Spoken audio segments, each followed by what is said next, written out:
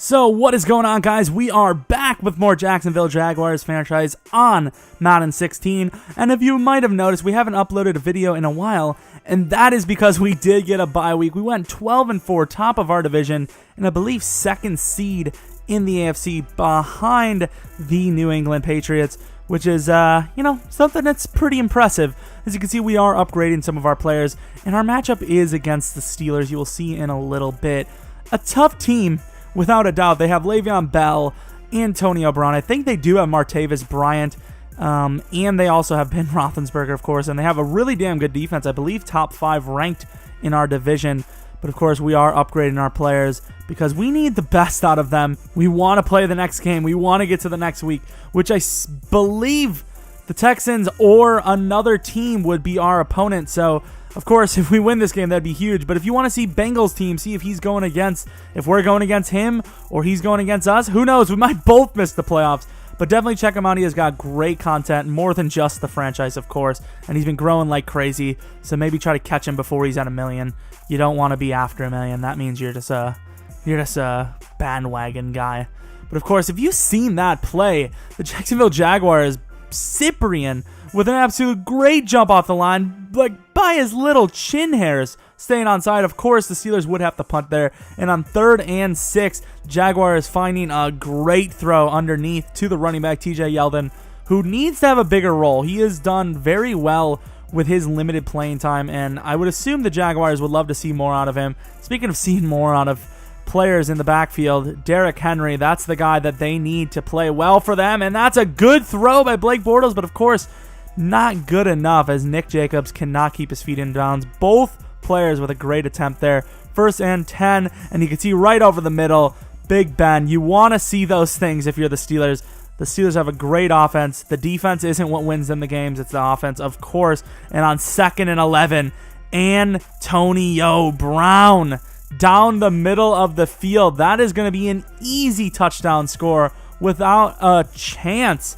The Jaguars defenders getting torched there for a huge score. And on 3rd and 10, Allen Hurns extends the play with a nice catch and run. 3rd and 7 again. 3rd downs are seeming very consistent. And on 3rd and 7, of course, it was almost intercepted. And of course, the Jaguars would have to punt. 3 seconds left in the first quarter. 5 seconds. Oh my lord. 5-yard line picked off by who? The defensive lineman Malik Jackson, I believe, on the play. Coming up huge. And speaking of coming up huge, with the cutback, Derrick Henry finally putting on the first points for the Jaguars in this game. And the Steelers need to try to bounce back after a costly interception.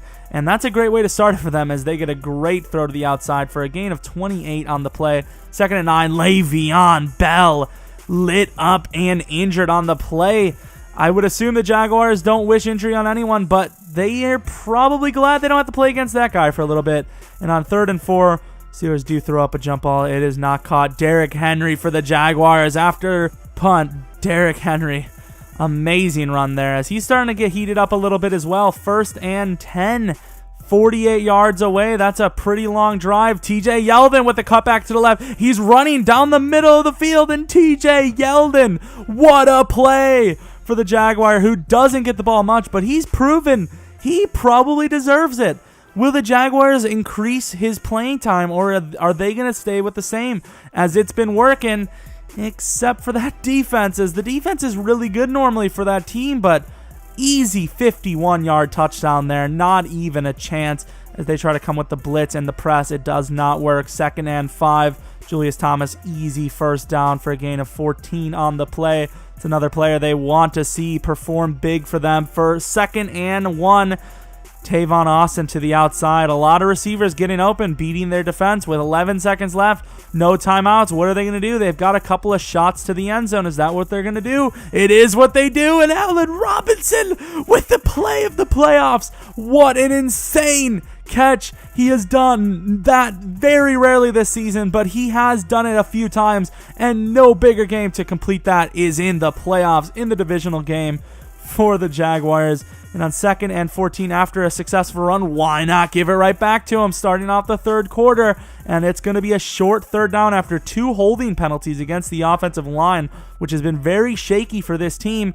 3rd and 4, a dot on the play, as the Jaguars are up by 7 points, so they have a lot of room to work with. On 1st and 10, 36-yard line, TJ Yeldon gets the run to the outside, and TJ Yeldon putting up already almost 70 yards on 2 carries.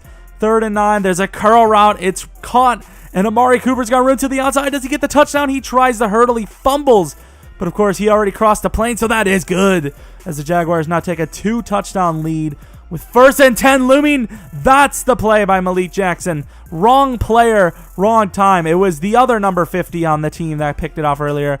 Believe that would be Telvin Smith. This time it is Malik Jackson, however. And with a 2-touchdown lead and Derrick Henry walking in the end zone, the Steelers need a big surge. They're running out of time, running out of options, but of course they do turn it over. As you guys can see, Jaguars benching Bortles there. Excuse me, announcers fatigue. Bortles there and putting in Hundley. Not a bad throw there. And speaking of not bad throws, what a dime for 83. Huge game for, I believe, Marcus Wheaton here. Having over 150, I would assume, with 2 touchdowns. Do the Jaguars put in their starting quarterback? They don't, as Derrick Henry moving the ball well here, which is what they need, as they're trying not to injure too many starters. There's a lot of backups in now. With a 2-touchdown lead, they want to hold on, and there goes a first down to Allen Hurns, who's been huge in the clutch plays. TJ Yeldon to the outside. He's got room with the juke. He's got room to the outside. TJ Yeldon, the man himself, over 100 yards on 3 carries only, proving maybe he deserves to play.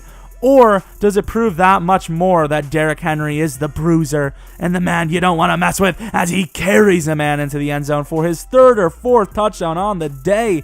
And that is looking to be it, with 21-point deficit with under 2 minutes. You guys can see there's a little bit of a surgence, but it doesn't really matter. And on that play, it's picked off by Sean Porter, and that is because there was an injury a few plays ago by Quan Alexander. Speaking of injury, Sean Porter also looking injured there. Hopefully those 2 guys are all right. They're very important. Sean Porter doesn't play that much. Speaking of players that don't play that much, Jeff Chanis on the 95-yard touchdown, praying for his teammates with that score, showing the league that they will not sit down. We need those 2 linebackers. The linebacker core is the heart and soul of this defense. We got the win, but those injuries, it's worrisome. Did they sustain some big injuries? The Jaguars here taking a huge 28-point victory over the Pittsburgh Steelers. We have our schedule. We know who we're playing. You guys don't know who we're playing, but of course, Quan Alexander's out for the rest of the season. It's so rough. We need to find a replacement. But of course, it is Panthers and Seahawks, us and an unknown. So check out Bengals' video, see if he is the guy, or is it the other team? Oh, do we know? But of course, that is going to be the video. It was an awesome gameplay, and hope you guys are enjoying the franchise series and other stuff. Maybe subscribe if you're new, like and share. If not, whatever, it's cool. And I hope you guys come back for next video. But until next video, see ya! We're finally here. Week 17. Oh, he's got him. Larry Fitz! Oh, Larry Fitz is the GOAT! So, yeah, you just watched one of my videos. You could probably leave now. There's nothing really here left for you, other than maybe like and subscribe or something. Bye!